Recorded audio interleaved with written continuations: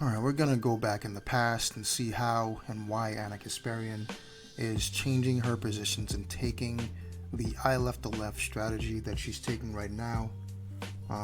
She wrote this article in September 30, 2024, and that is really when we started to see her really make this rightward turn, where she's basically the Armenian Candace Owens, both in conspiracy and low intelligence. But anyway, she starts the article by saying that the political scene in 2016, especially there at TYT, was very resistance related. They resisted Trump heavily. They covered Trump negatively for at least 4 years. They had segments called like Idiot Donald or Stupid Donald. Like they were just very negative. They were akin to what we consider the Midas Touch Network, where they just shed on Trump 24/7. And it worked. She's saying here that it felt righteous, but eventually the tactics deployed to fight Trump became repetitive and boring and ultimately fruitless, and that his support among Black and Latino voters increased. But the reality is, in 2020, Biden won. So the massive resist Trump movement that TYT made in those years from 2020 or 2016 to 2020 was massively successful. But they're trying to rewrite history and say that it wasn't successful this time. The reality is, TYT, they were very anti-democratic in 2024. They were relentlessly shitting on Biden to get him to drop out of the race. And then every time they would cover Kamala Harris, they would tepidly support her over Donald Trump, not highlighting that this guy Trump was an authoritarian in the making, that he tried to overturn the results of the 2020 election during January 6th, that this guy was going to be a disaster, an unmitigated disaster for the American people. And they refused to highlight that in 2024. So they weren't the resistors that they were in 2016.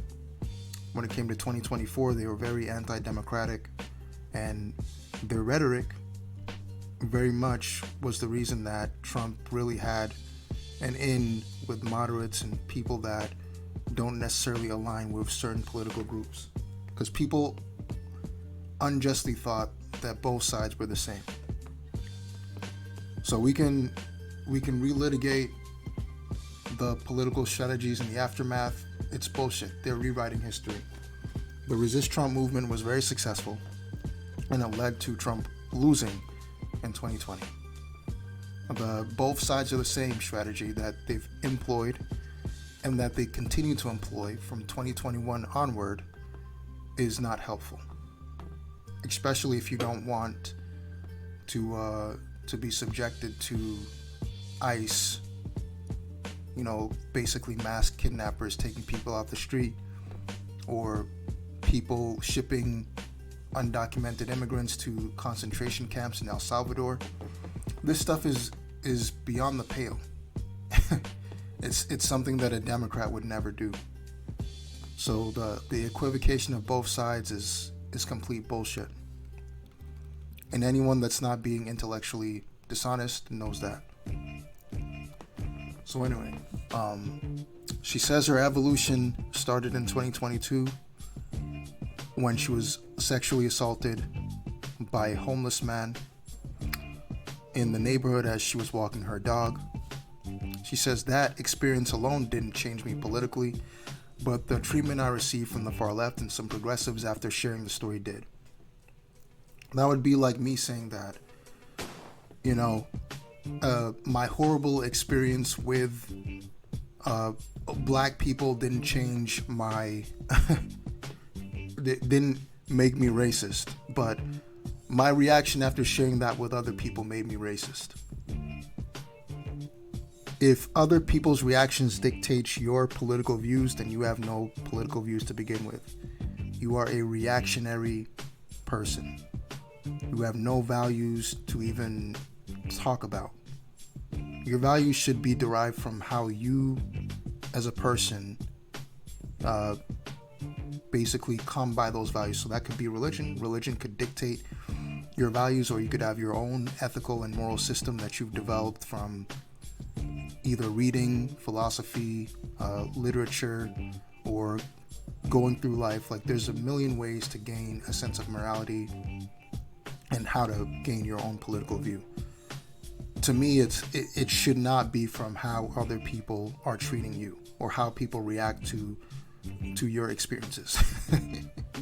Because if I just got mad because the comment section didn't react to my video the way I wanted them to react, and then I go and say, okay, now I'm gonna be a right-wing grifter because my left-wing fan base hate me, then would you guys say that I have any sort of core value, or am I just a reactionary pundit?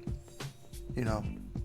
And the reality is, this is pure evidence right here that the Ana we've seen for these 2 decades is an empty suit. She's someone that sees where the wind is blowing and basically takes that. And that's why she refuses to actually debate with anybody that would criticize her viewpoint. Because clearly she's a very sensitive person, and if you push back against her, she's just going to check out. So she says, I was told that my public sharing of what happened to me, that she was stigmatizing homeless people. Others accused me of feeding into racist tropes because they assumed that my attacker was black. Okay. Not only did I suddenly see the flawed thinking of some on the left, I also witnessed their cruelty and hypocrisy in real time. Everybody's a hypocrite. That's just reality. But you shouldn't change your views based on a hypocrite's reaction. That doesn't mean everyone on the left thinks or behaves this way. Thank you for at least acknowledging that. Far from it, but it does mean there are factions and flaws on both sides. No one has a monopoly on truth. Well, one side perpetuates continual lies. Trump literally said 35,000 lies from 2016 to 2020, and he's very likely going to break that record in this term. So one side may not have a monopoly on truth, but one side definitely has a monopoly on lies. And then this is what broke her. She said, I'm a woman. Please don't refer to me as a person with a uterus, birthing person, or a person who menstruates. So she got attacked by saying this because in her, Anna's terminally online, so she thinks that people genuinely refer to women as birthing persons or people who menstruate or whatever this is right here. And the reason she said this is because she saw on a medical form where they do have to, clarify, are you a woman that's capable of giving birth or not? Or clearly, like, this is standard medical practice in California. This stuff has been on the medical forums for at least a decade in California. Probably not the case in more conservative parts of the country, but in California, this has been standard practice. I don't think I've ever heard a single person when I lived in California, which was around this time, this was about 4 years ago, call any woman a birthing person or a person who menstruates, unless they were saying it jokingly. No one really verbally policed this stuff like Anna's saying.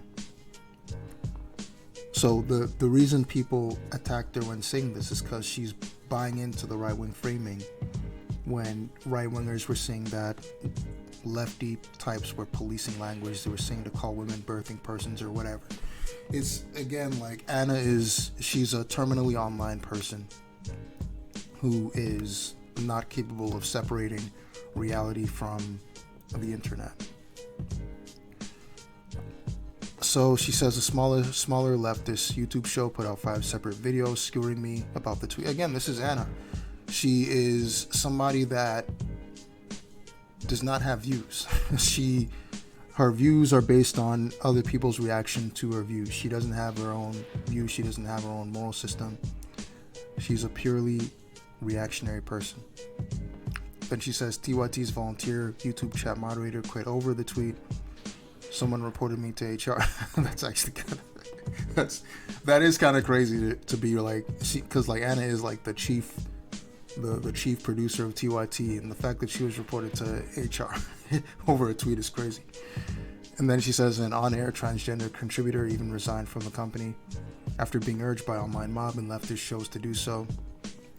Oh yeah, I mean I don't endorse any of this reactionary shit either. You know, resigning because of one tweet that to me was clearly reactionary. Like, it's not like she was saying that trans people don't exist, but she was just saying, you know, don't call me some crazy shit. So obviously that's not okay. But again, I have to emphasize that